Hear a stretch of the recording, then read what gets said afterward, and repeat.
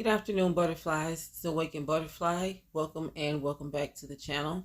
If this is your first time coming across my channel, please stay for the entire video. And if you enjoy the content, please don't hesitate to subscribe to the channel. How is everyone doing? I hope everyone's having a blessed and amazing afternoon. I'm doing great, guys. I have another video to present to you guys today. But before I get into the video, I would like to talk to you guys about the direction that I will be going when it comes to this channel. I won't just be talking about gang stalking, but I will be discussing gang stalking mainly. But I will also be discussing other spiritual aspects, because this channel, although I talk about gang stalking a lot, it's really a spiritual channel in general. And I will be discussing different trials and tribulations that chosen ones and targeted individuals go through on a daily basis. And I will also be discussing different spiritual aspects as far as different Bible stories and how they can relate to what we're experiencing spiritually in the physical realm, and just many different other things, guys, I will be discussing. And I also wanted to say that I am in no way, shape, form, or fashion presenting these videos to implant fear or anxiety into anyone. These videos are not for that purpose at all. They're for educational and awareness purposes, so you will be aware of what's going on around you so you can protect yourself. And we all know at the end of the day that the Most High has been protecting us and watching over us the whole time.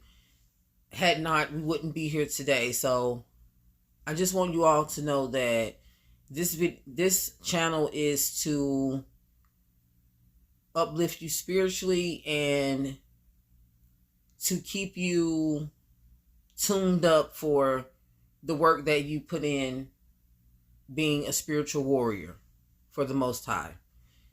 That's pretty much what this channel is about.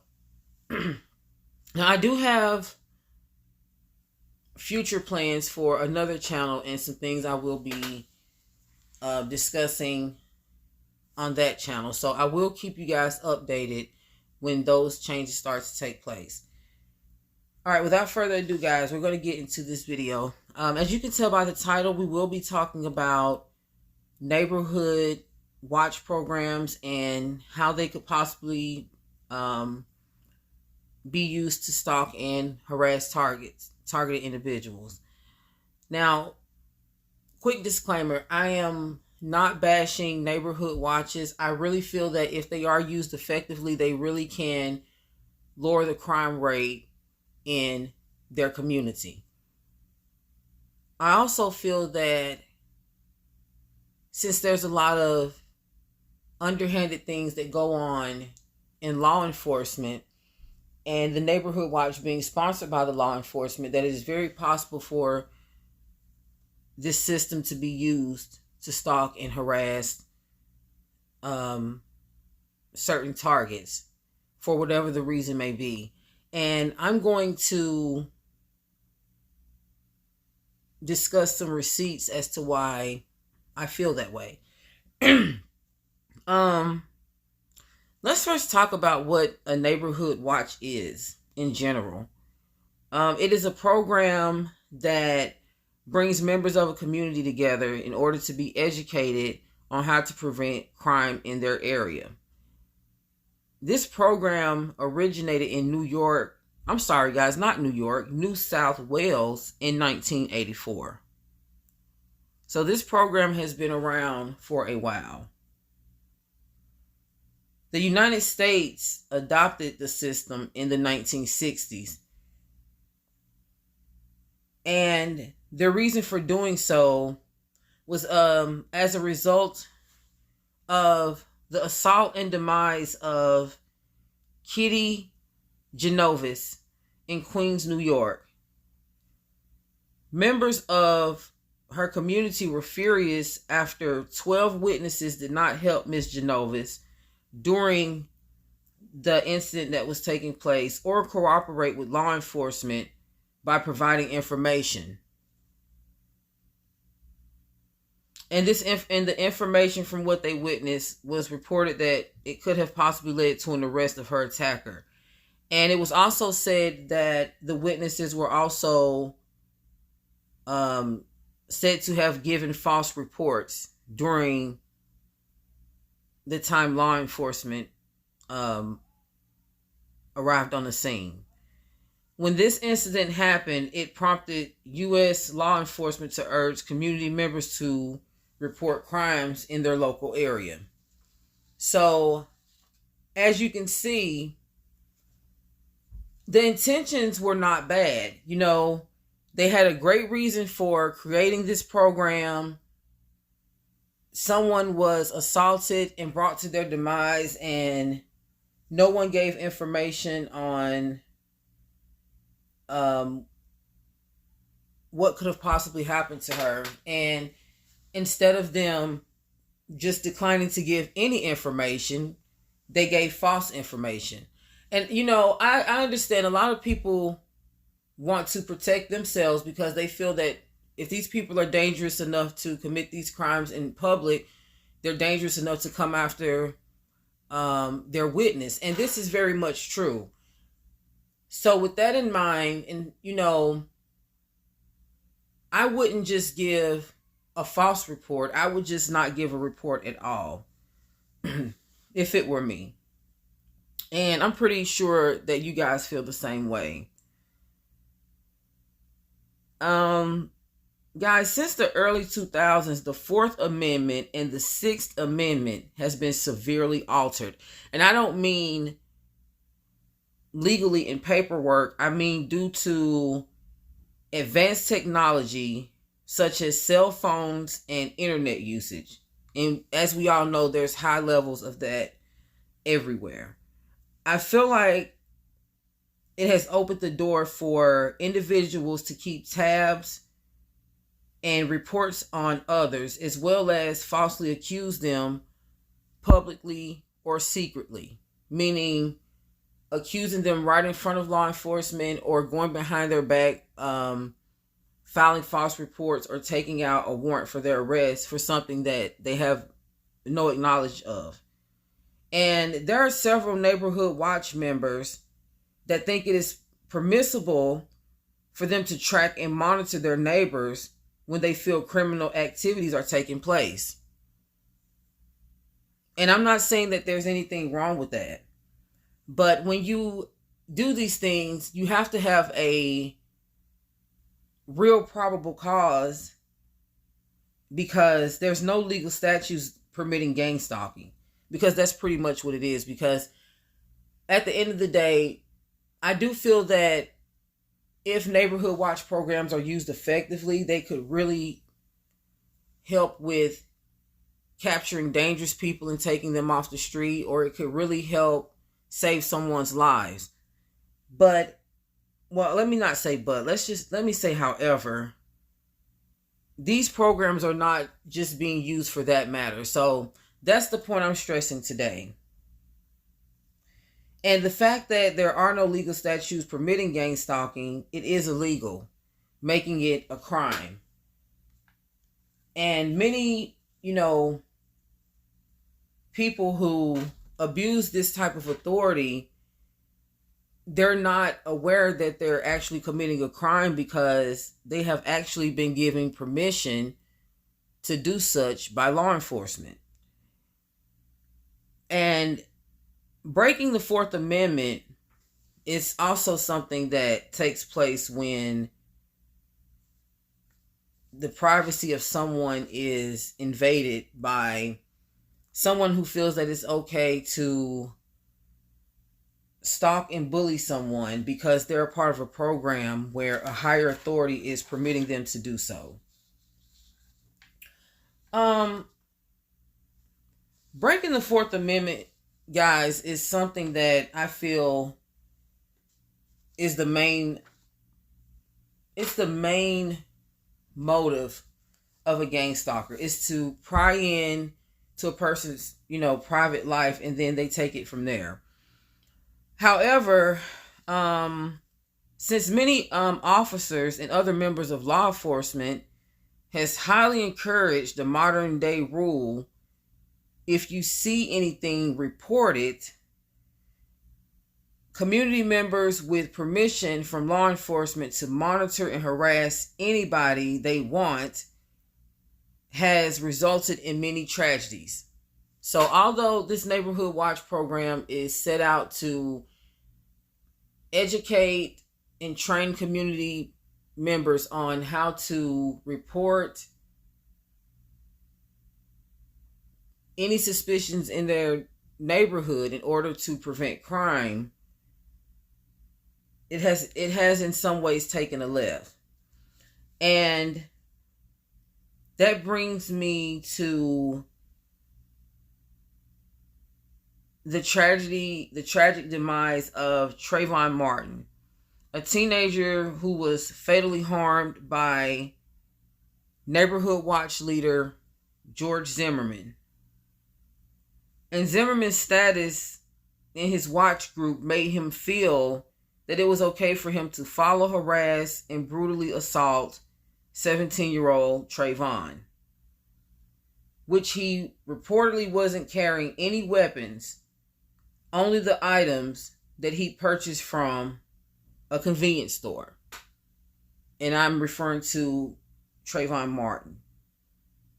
He wasn't armed. However, Mr. Zimmerman was, and I'm guessing he felt that he should do so, being the leader of the neighborhood watch program in his community. I'm guessing. But while returning home from the store, Mr. Martin began a recorded phone conversation with his girlfriend where he could be heard asking Mr. Zimmerman why he was following him. So just imagine, you're walking out of a store and you're headed home, and then all of a sudden someone's just coming out of somewhere following you. Offhand, I'm thinking predatory gang stalking. Because a person of proper authority, such as Mr. Zimmerman, him being, him having the status that he has in his watch group, he should have approached, if he felt any signs of suspicion, he actually wasn't supposed to. Well, I don't know what his position as a leader may be different from position as a regular member. I don't know, but from my acknowledgement, I don't think a neighborhood watch leader or member is supposed to approach the person of suspicion. I think they're supposed to just contact authorities and give, the most they could give is a description of the person if they're able to, and what the person was doing. And I don't know if they record things. Well, I'm pretty sure they do, because they have cameras and camera devices probably inside of their homes, outside of their homes, and they probably record a lot of things on their phone. So, it's just, it's really crazy, guys. But the fact that he was being followed, and the person that was following him they didn't make themselves known, they didn't introduce themselves or anything, they were just following him. And this occurred at nighttime, so that would bring cautiousness to anyone. That would bring caution to anyone. And it seemed that Mr. Zimmerman was using his level of authority in his community to target, intimidate, and harass, people in his community. And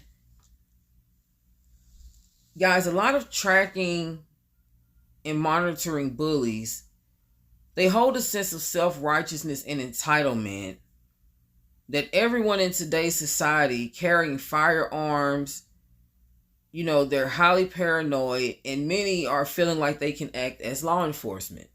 This is just my honest opinion. Now, this is not disregarding the fact that we have high crime rates everywhere. Things are going crazy. That's not what, I'm not disregarding that. However, there are many people that are taking this as an opportunity to take certain matters into their own hands. And I'm also not referring this to a situation where you have to protect yourself. No, I'm talking about someone who is using it as a reason to become a leader of a group that feels entitled to do certain things and cast certain power tactics over other people. People who abuse their authority is pretty much what I'm talking about. And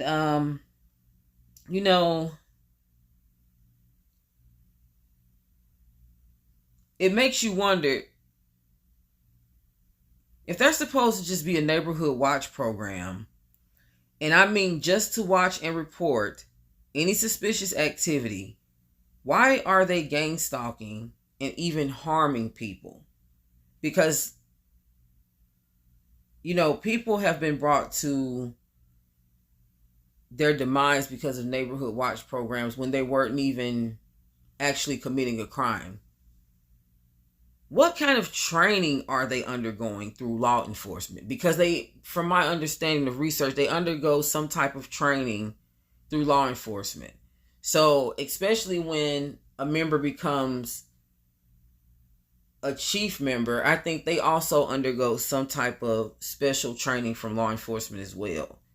But they're not certified, from my acknowledgement, to do the things that they're doing. So, in all actuality, it's like a legal crime without being documented. It's an undocumented legal crime. Why are they never inhibited by law enforcement? And when I say they, I mean the leaders and members of these groups that are committing illegal acts, stalking, following, feeling that they're able to draw weapons and use them on people that they feel are suspicious and coming to cause harm in their community. It was reported by a 911 dispatcher that Zimmerman was instructed not to follow Martin, but he continued to do so anyway. Now, guys, I'm about to go deep with this. When I heard that, when I read that part, it really made me think back to MK Ultra, when, and the video of the John F. Kennedy assassination, when I was referring to Lee Harvey Oswald. And I apologize, guys, and I left it in the description on that video. I know that the whole time I kept saying Lee Henry Oswald, and I really apologize. I said, wow, I'm really messing this man's name up. But yeah, so it really made me think back to that, when the hit on John F. Kennedy was called off to Mr. Oswald, and he insisted on doing so anyway, as if he had been hypnotized, commanded to do so up under some sort of hypnosis. And it just makes me wonder, anyone in law enforcement or anyone a part of any type of law enforcement sponsored program, are they put under any type of MK Ultra or hypnosis that allows them to react in certain ways to certain individuals? And those certain individuals, I'm meaning the targets. And I also wonder if law enforcement put certain people in these groups under hypnosis in order to carry out certain missions for them in certain communities. I wonder if before they form these programs in certain neighborhoods, do they target the neighborhoods first? Target certain people in those neighborhoods before they suggest to people to form a neighborhood watch. Or if the person in the neighborhood that comes up with the idea of the neighborhood watch, are they in any sort of way connected with law enforcement or some type of occult group? This is just random thinking, guys. I'm just wondering. Leave down in the comment section how you feel about this situation. I would love to know. These type of unfortunate situations, as well as community groups sponsored by law enforcement, that allows the altering of constitutional rights, because that's pretty much what it is, especially with the Fourth Amendment invading one's personal space and privacy, and the Sixth Amendment, which is making this legal crime, giving people the ability to make random false reports and accusations against anyone that they choose. It's causing many environments to be built on paranoia and fear. And that's why a lot of things are, you can tell a lot of things are built off of paranoia and fear due to the way people are moving these days. Many people, you see a lot of people these days with guns on their hips. A lot of people are very paranoid and cautious, and I truly understand why. Don't get me wrong, I understand why. But there's a certain point in your mind that you have to know that you're protected by the Most High, and you have to know that there's certain matters that,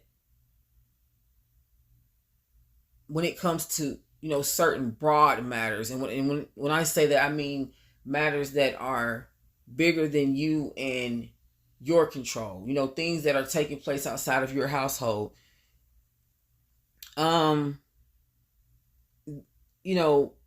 There's a time to react, and there's a time to let law enforcement do their job. And what I mean by that is targeting anyone, guys, and tracking them, whether it's by electronic devices, meaning the internet, GPS monitoring, or cell phones, even cameras. Following and harassing people of any kind is a violation of our constitutional rights, as well as a breach of civil laws. It's illegal to do so.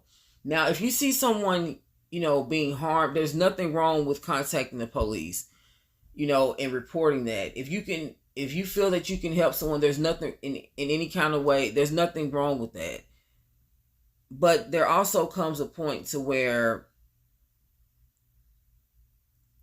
some people, they begin to, it kind of comes to a point to where, okay, we're becoming an organized group, and I mean the neighborhood watch. They're an organized group now. They're connected with law enforcement, and whoever. It becomes to a point to where when anyone's not in their group, they become a suspect, and that's where the harassment begins.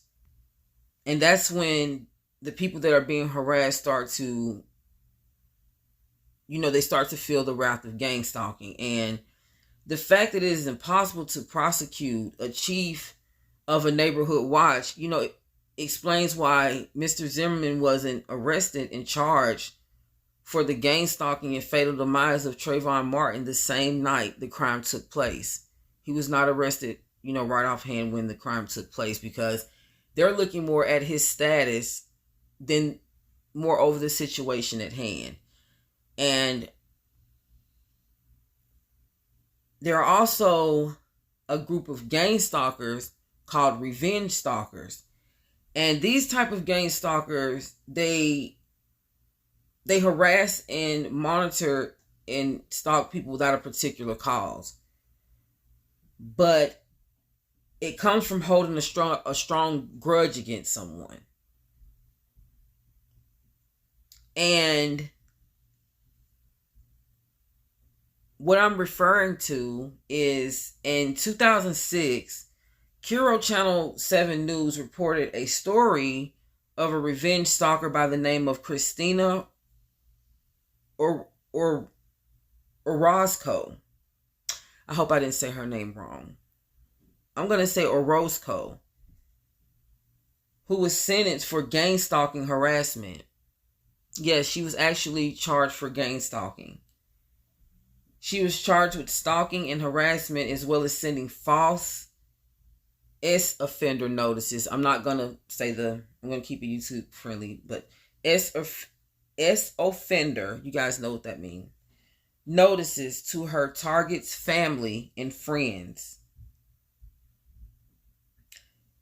as well as her victim's place of employment, which I'm pretty sure, they lost their jobs after that, which I'm pretty sure after the situation was explained, they were able to get their jobs back. But before, everything was explained, I'm pretty sure that they pretty much destroyed this person's life. And I'm glad that this person was caught for what they did, because now this person is able, that they did this to, they're able to, restore their life. And according to further news report, guys, she also created a website, a defamatory website, further destroying the reputation of her victim even more. And I'm going to play the clip of this situation so you guys can further gain knowledge of it, of what it was about, and I will be right back. A Snohomish County woman targeted one of her colleagues at work, writing nasty letters to her children, starting a hateful website, even telling neighbors she was a sex offender.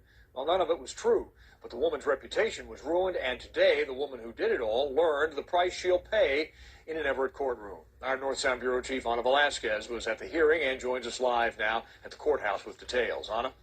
Well, Steve, the defendant's name is Christina Orozco, and she was sentenced to 10 months in the county jail. That is the high end of the standard range for felony stalking. Now, today, the Judge Gerald Knight, he used words like relentless, evil, and vile to describe this woman. It's all remorse for you that you're sorry that you're in the situation that you're in, and you feel sorry for yourself. Christina Orozco, a former Snohomish County Public Works employee, was convicted in June of stalking a fellow female employee for nearly a year. Her victim, who asked Cairo 7 not to identify her, told the court Orozco was very calculated and very effective in destroying her career, her personal and family life, so much so that she's had to quit her job of 13 years and move out of the area. She is still fearful of Orozco. Judge Gerald Knight read the letters Orozco sent to the victim's young children to illustrate how evil her tactics were. Sending letters to them, asking them, how does it feel to be your mother, who is a sick that doesn't have real and who's an alcoholic. Besides the letters, Christina Orozco set up a website saying defamatory things about her victim and sent false sex offender notifications to neighbors, elected officials, and future employees, making the victim appear she was a convicted sex offender. Orozco's violated a restraining order, and now she's a convicted felon. While not physically destroying and killing her, you did everything in your power to kill and destroy her name and reputation. To explain her. Now, even after today's sentencing, Orozco did not offer any reason why she decided to stalk her victim.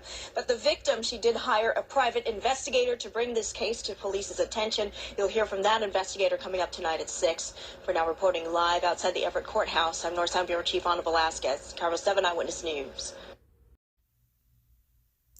All right, guys, I'm back. That was actually a video clip of the revenge seeking situation of Miss Christina Orozco.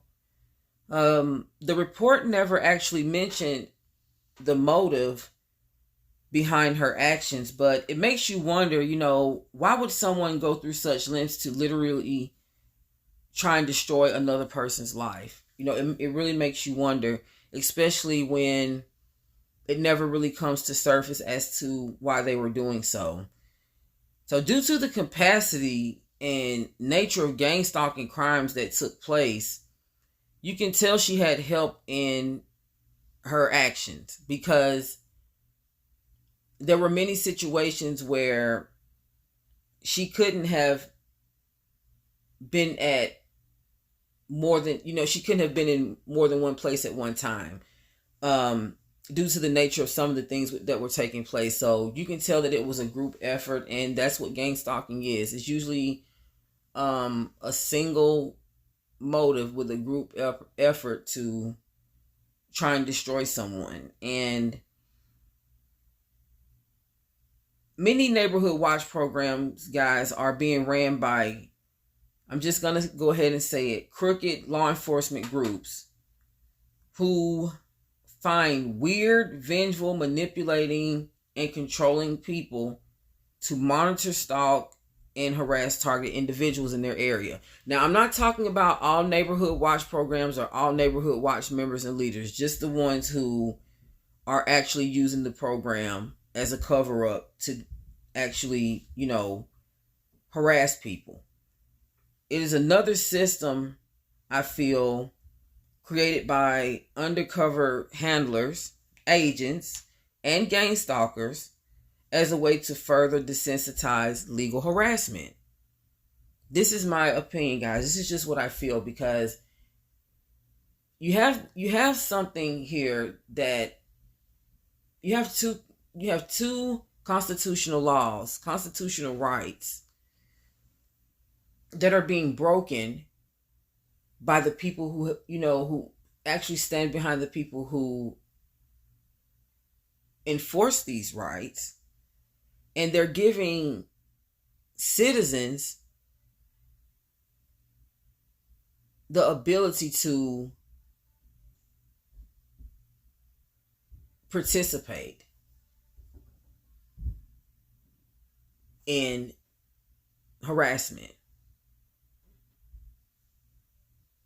And I know that kind of sounds crazy, but when you think about it, guys, these things are set into place for a reason. Regardless of, the great motive behind it,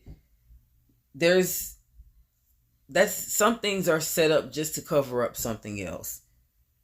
And although a lot of good has come out of neighborhood watch programs, there's a lot of crooked, underhanded things that has happened as well. In my personal opinion, I also feel that many occult group leaders that have to make sacrifices, they use street theater, gang stalking, such as neighborhood watch, to help orchestrate their plans. I really do feel that way. This is just my opinion, guys. But the truth is, no one should be monitored and harassed under any circumstances. When law enforcement-based programs like neighborhood watches are misused, they can create a group of like-minded people whose true intentions are to take control of their neighborhood and harm potential targets. Anything, of good intention, if misused, can have detrimental outcome. Anything. So this neighborhood watch thing is no exception. Although, many neighborhood watch programs are designed to prevent crime, which I feel is a great idea. It's when the gang stalkers take over and start to see it as an opportunity to orchestrate their dirty work. That's what raises concerns. It's also possible that these programs are doing more than watching, but merely training individuals on how to carry out various gang stalking tactics. This could also be, another legal crime, training specific individuals who want to be in the gang stalking program specific tactics on how to target certain people in their area. And this could be a program within a program, if you know what I mean. These weird occurrences, especially out of nowhere, can give real targets, Truman Show vibes. You're all of a sudden your community forms a neighborhood watch. You're unaware of it because if you're the target individual, they're probably not going to notify you of the program. Or they might, and there's a chance they might and still, may harass as well. But I'm going to go over some signs, guys. I'm going to discuss some signs with you to let you know if someone in your neighborhood is, presenting signs of a gang stalker or could possibly be a part of some type of neighborhood watch program. They usually have the stickers on their doors. If they're a neighborhood watch, and it doesn't mean that everyone in the neighborhood watch program is a gang stalker, but I'm going to read the signs that will let you know that if someone in your neighborhood is gang stalking you or if they're part of some type of crooked neighborhood watch program. One sign, guys, is they're always appearing outside when you leave or return home. Now, I'm not saying that just because you may see your neighbor outside when you leave or return home sometimes that they're stalking you. I mean every single time where it starts to become synchronized and you start to really feel that this person is watching you. You will know. You will know. Another sign is they always watch you from their porch or window. Now, everyone looks out their window. Everyone looks at people. That's not what I mean. But I mean, every time you go outside, you feel a curtain move when you go past this person's house, or you just feel that someone's always watching you from that home. And when you turn around, you may see a curtain move or someone staring at you. You don't have to take it serious offhand, but always pay attention to consistency, because if it continues to keep happening right along with them always appearing outside, when you return or leave home, then it may be something to raise, some red flags about. Another sign is they will approach you with comments about some normal daily activities that you do that they shouldn't be aware of. This is their way of letting you know you're being monitored by them when they do this. This is the third level of gang stalking harassment, guys, that I talked about in my levels of gang stalking video. This is the third level where they approach you, where they begin to, make themselves known, but in a polite sort of way. They're not violent until the fourth level of gang stalking. And this doesn't mean that this person will reach the fourth level of gang stalking and start to become violent with you.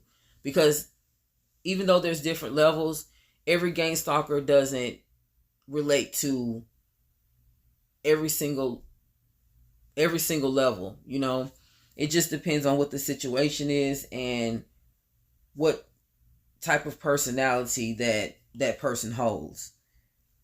They may also park their car close to yours, even when there's other parking spaces available.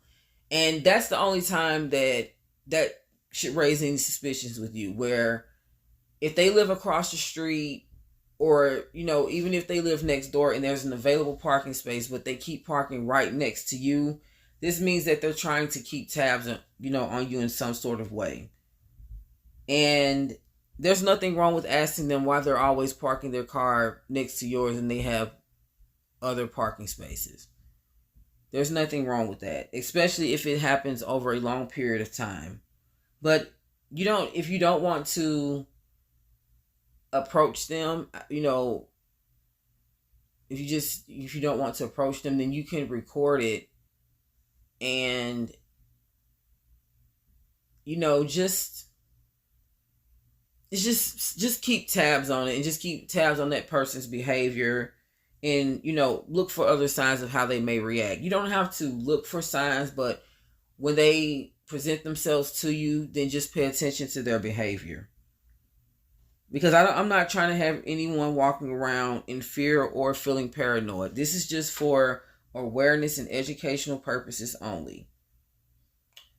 They follow you and your family members on social media, and they always commenting on, pics and posts.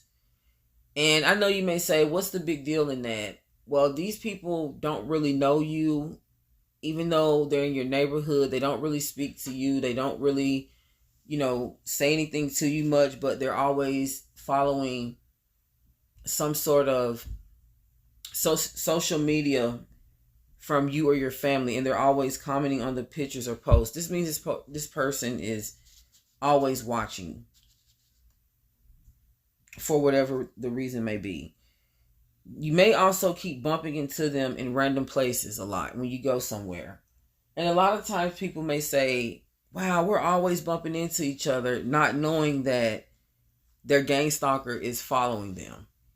And I'm not trying to say this to make anyone feel paranoid, but hey, this is the real world and we have to protect ourselves. So I would rather be aware than unaware. Now, I'm going to go over some things that you can do to eliminate this. And these are some things that I've done, and it has actually helped. It really has. It's actually helped people from being able to track me and to follow me and harass. And one of those things I did was turn off my location. Turn your location off. If you don't need it on for anything, turn it off. This will most certainly stop people, eliminate a lot of the tracking that people are able to do just simply because people have their location on. So yeah, turn your location off. Change your privacy settings to friend only access. This way everyone is not able to access personal, things about you on social media that not things too personal that, because if it was too personal, you wouldn't post it. But, things that you don't want people that are not connected with you being able to randomly look up and see about you on your social media page. Another thing you can do is unfriend people you're not close to who seems to know too much about your personal life. And these are the people that, like I said, you normally don't communicate with them, but they always approach you with information about you that you wouldn't understand how they got it because it was so personal. And this can also raise suspicions with certain people in your circle as well. If they're going back telling things, to a certain individual, personal things about you. But for the most part, this person, they could be doing that, or they could just be, trying to dig up things on you and stalk you on their own. It could be, them prying into your information themselves. So, another thing, only post public content that you're comfortable with others knowing, especially if you feel that your neighbor is seeing your post and being, too nosy. Just make things unaccessible for these nosy stalkers. Another sign, guys, is they will ask you questions about your personal life. You do have some bold gang stalkers that will literally walk up and ask you personal questions about your life, like how many people live in your home, what time do you leave for work in the morning, what time do you go to bed at night. Like, there's really people that are bold enough to walk up and think that they've got you in a comfortable enough space to ask you those type of questions without even knowing who you are. So always pay attention to those type of people as well. They've installed cameras in areas where they can see your house or backyard. Now, I know a lot of people have cameras up for safety reasons, but if they have it pointed directly towards your home, where they can see your house or your backyard, then that's something to raise suspicions about. And I would most certainly ask them why. I would. There's nothing wrong with, approaching someone that you have suspicions about. Your neighbors. Don't be, don't tamper with their devices, or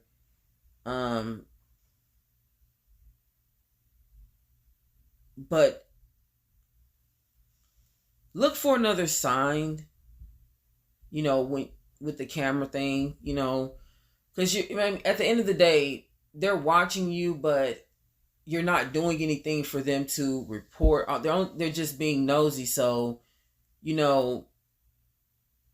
I wouldn't be, don't worry about it too much, but at the same time that they're trying to keep an eye on you, make sure you keep an eye on them as well. Always, pay attention to your surroundings.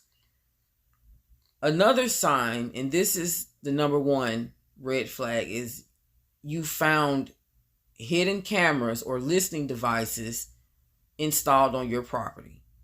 And this is where I feel that they take it to a whole nother level. This is where I feel that they're at the point that they're determined to intrude in your personal life, and they've taken an extreme length to do so. They want to find out more about you. And just know that this is the straw that breaks the camel's back. It is extremely illegal to install hidden recording devices and cameras. That is a recording device. Any recording devices of any type without the consent of the person, without them giving you permission to film or record them, it's illegal. So if your neighbor's doing that, they can most certainly be prosecuted for that.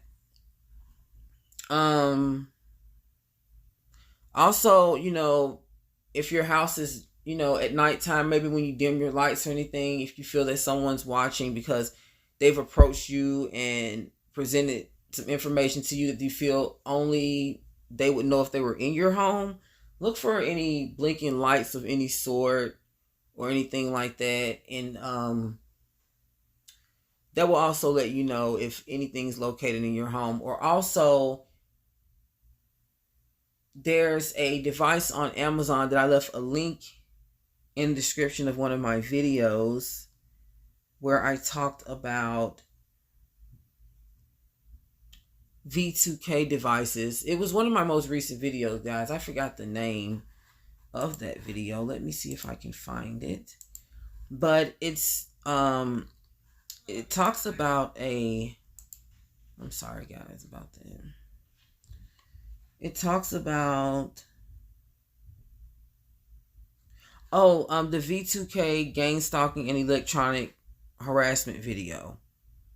There's a device in the description that sells on Amazon that not only does it block radio frequencies, but it also picks up on any type of electronic devices that may be implanted in your home. So that would also be a great thing to have if you feel, any suspicions of someone trying to pry into your privacy. Well, guys, I hope this video really helped someone. Like I said, I'm only here to help. I'm not here to try and be a negative Nancy or implant fear. I really feel that the Most High calls me to make these videos, or else I wouldn't be doing them, because to be honest, I never saw myself doing this before. I never saw myself doing this, and now that I'm doing it, I enjoy doing it. And how I know I was called to do it is because I don't even know how I got led to this point, but I know that the Most High did it, because I know that the agents of darkness most certainly wouldn't lead me to a place to where I'm exposing their plans and agendas. So that speaks for itself.